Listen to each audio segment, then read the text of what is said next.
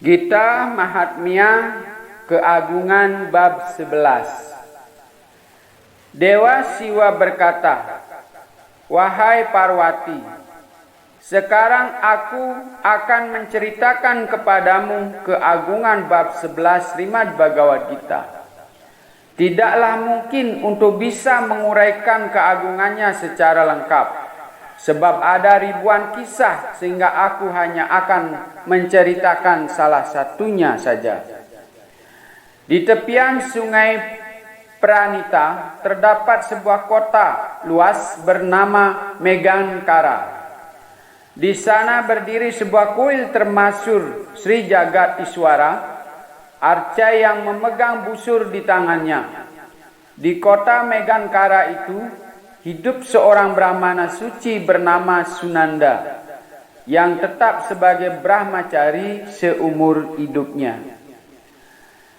Sunanda biasa duduk di hadapan Jagat Iswara lalu mengucapkan bab 11 Srimad Bhagavad Gita dan mengingat wujud semesta Tuhan.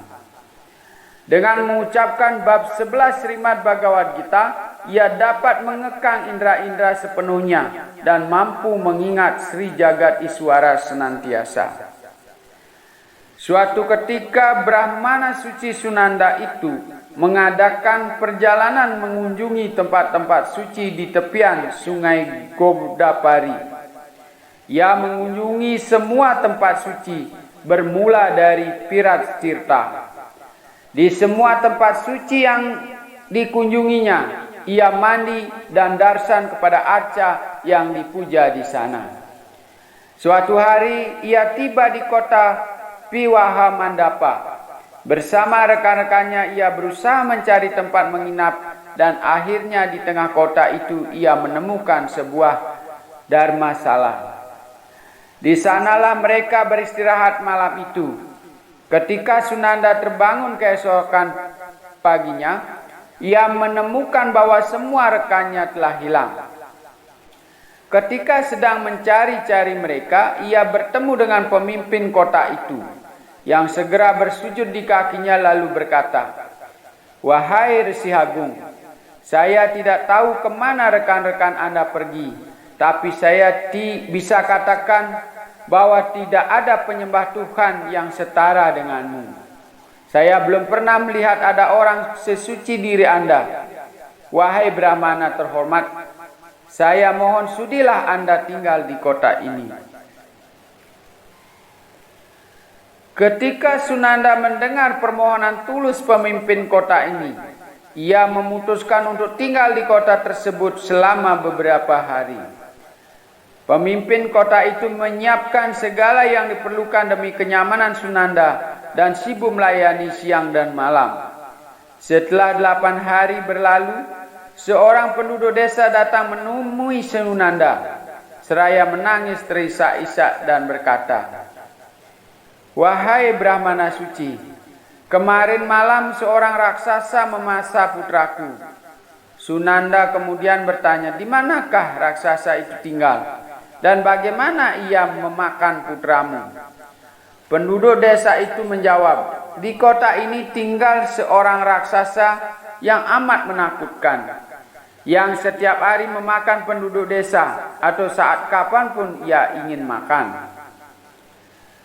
Suatu hari kami semua menemui raksasa itu dan memintanya agar melindungi kami. Di mana sebagai balasannya, kami akan menyediakan santapan sehari-hari baginya. Sebuah dharmasala dibangun dan setiap pengunjung yang datang ke kota ini dikirim untuk tinggal di sana. Dan saat mereka tertidur pulas, raksasa itu akan memakan mereka. Dengan cara demikian kami dapat melindungi diri kami dari raksasa ini. Anda bersama rekan-rekan Anda tinggal di dharmasala itu. Tetapi raksasa itu tidak memangsa Anda sebagaimana yang lain. Aku akan menceritakan alasannya. Kemarin malam seorang teman anakku datang, tetapi aku tidak menyadari bahwa ia merupakan sahabat dekat dan teman-teman kesayangan anakku. Sehingga aku mengirim dia untuk tinggal di dharmasala. Kemudian ketika anakku mengetahui hal ini, ia pergi mencari temannya dan berusaha membawanya kembali dari Dharmasala itu. Namun ketika pergi ke sana, ia juga dimangsa oleh raksasa itu. Tadi pagi aku menemui raksasa itu dan bertanya kepadanya, mengapa ia memakan anakku beserta tamu-tamu lainnya? Aku juga menanyakan seandainya ada cara agar anakku bisa kembali. Raksasa itu kemudian memberitahuku, aku tidak tahu kalau putramu juga masuk ke Dharmasala itu, sehingga aku makan bersama yang lainnya.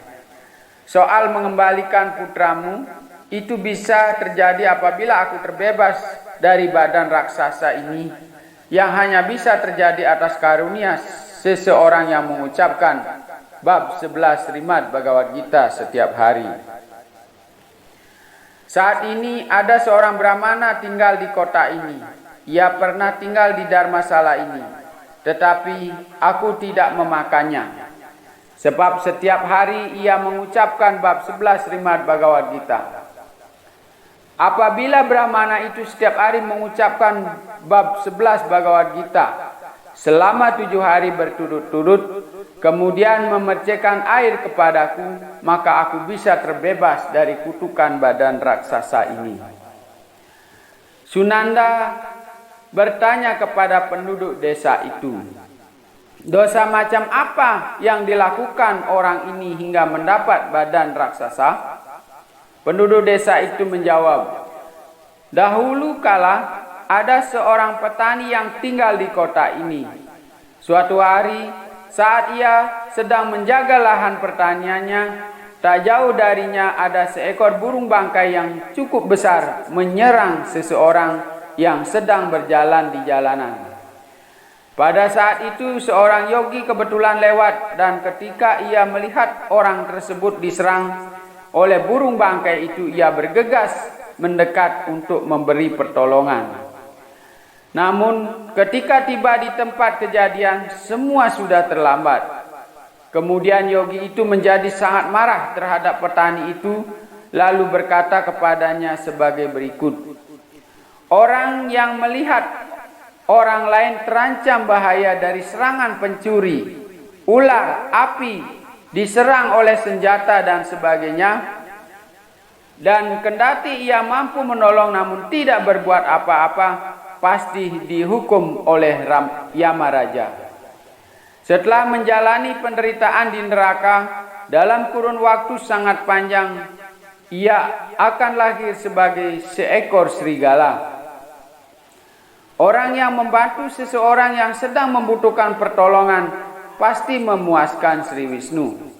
Orang yang berusaha menyelamatkan seekor sapi dari serangan binatang buas dari tangan manusia bermartabat rendah, atau dari seorang raja yang kejam, akan mencapai Sri Wisnu. Petani jahat, engkau melihat burung bangkai itu menyerang orang tersebut, namun engkau tidak berbuat apa-apa untuk menyelamatkan orang itu. Sekarang aku mengutukmu supaya lahir sebagai seorang raksasa. Petani itu berdalih, aku menjaga sawah sepanjang malam dan aku sangat letih. Jadi mohon berbaik hatilah kepadaku, wahai resi yang budiman. Sang yogi menjawab, kelak apabila ada orang yang setiap hari mengucapkan bab 11 Srimad Bhagavad Gita, lalu memercikkan air di atas kepalamu, maka engkau akan terbebas dari kutukan ini. Penduduk desa itu berkata, wahai Sunanda yang terhormat, dengan tangan Anda sendiri mohon percikan air di atas kepala raksasa ini. Setelah mendengar kisah tersebut dari penduduk desa, Sunanda pergi bersamanya ke tempat tinggal raksasa itu. Sambil mengucapkan bab 11 Bhagavad Gita, ia memercikkan air di atas kepala raksasa itu. Raksasa itu langsung mendapatkan wujud berlengan 4 seperti Sri Wisnu. Bukan hanya dia, namun ribuan orang yang telah ia makan juga mendapatkan wujud berlengan 4 seperti Sri Wisnu. Kemudian mereka semua duduk di atas pesawat udara terbuat dari bunga yang dikirim untuk membawa mereka semua ke Vaikuntha. Melihat kejadian luar biasa itu, penduduk desa bertanya kepada raksasa itu, "Yang manakah anak desa yang telah dimangsa?" Raksasa itu pun tertawa lalu menunjuk salah seorang dari ribuan orang tampan yang sedang duduk di atas pesawat rohani lalu menjawab, "Itulah putramu."